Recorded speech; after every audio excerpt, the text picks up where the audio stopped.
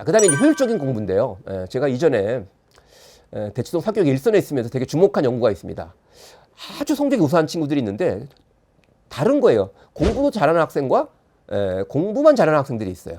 표정을 보면 아주 큰 차이가 있습니다. 제가 사진으로 보여드리는 것처럼 아주 밝은 표정의 공부도 잘하는 학생과 공부만 잘하는 학생이 분명히 구분이 되는데 과연 이 차이는 무엇에서 비롯되는 걸까를 오랫동안 연구를 해봤는데요.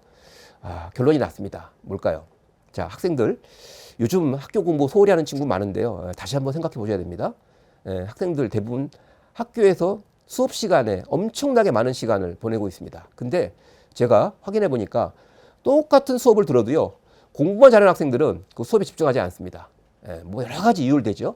이런 학생이 있었습니다.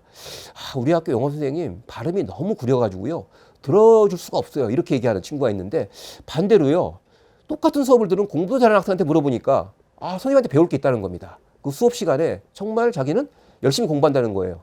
그래서 제가 정리를 해보니까 바로 학습의 효율을 결정하는 것은 시간 활용인데, 특히나 학교 수업 시간에 얼마나 많은 학생들이, 저는 이제 이 공부 소득이라는 표현을 쓰는데 얼마나 많은 공부 소득을 올리고 있는가에 의해서 결정되는구나라는 사실을 깨닫고, 제가 대치동에서 이제 컨설팅을 하면서 저는 이렇게 구분을 해봤습니다.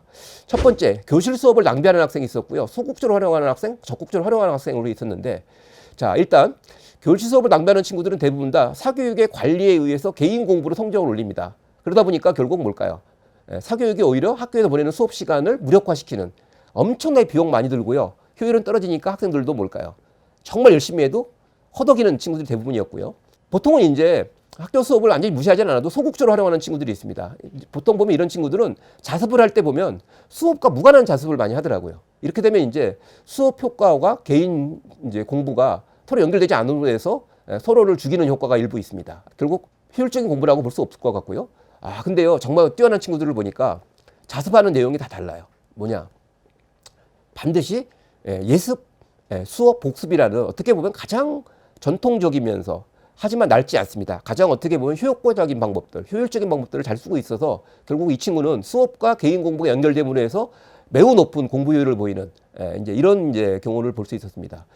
자, 지금 이제 학교나 여러 곳에서 집에서 충분히 뭐 이러닝 형태로 콘텐츠를 접할 수 있는, 과목별 공부할 수 있는 기회는 아마 딸리 안내가 될 것 같은데요.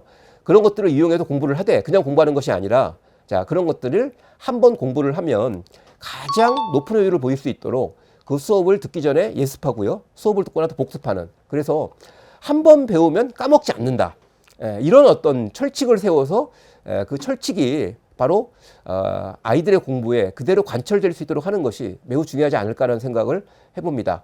가면 갈수록 학습량이 늘어나는데요, 놀랍게도 공부도 잘하는 친구들은 가면 갈수록 공부 부담을 덜더라고요. 뭐냐? 공부한 만큼 기억하는 거죠. 근데 반대로 공부 잘하는 학생들을 보면은요, 그때 열심히 공부를 해서 좋은 성적을 받지만 제대로 기억하는 그런 이제 완성된 공부가 없다 보니까 갈수록 학습 부담이 커지고요. 결국 이제 허덕이는 이제 이런 모습을 많이 봤는데, 예를 하나 들어보겠습니다. 외국 연구 결과를 보면은요, 낮에 공부하는 것은 밤에 잠을 잘 때 기억을 만든다, 이런 얘기가 있어요. 결국 그 얘기는 뭘까요? 낮에 아무리 공부를 열심히 하더라도 결국 효율적인 공부를 위해서는 기억이 돼야 되는데, 그 기억이 제대로 만들어지기 위해서는 그날 공부한 내용을 밤에 충분히 수면을 취함으로 해서 뇌가 자동적으로 복습할 수 있는 기회를 줘야 되는데, 이런 것처럼 기본적으로 집에 오래 있으면서 뭐 많은 공부를 시키기보다는 짧은 수업이라도요, 짧은 이런 얘기도 하나를 보고 그것을 완벽하게 기억할 수 있도록 계속적으로 반복하는, 이런 이제 확인하는 이런 것들을 이번 기회에 연습을 해보시면 좋을 것 같다라는 생각을 해봤습니다.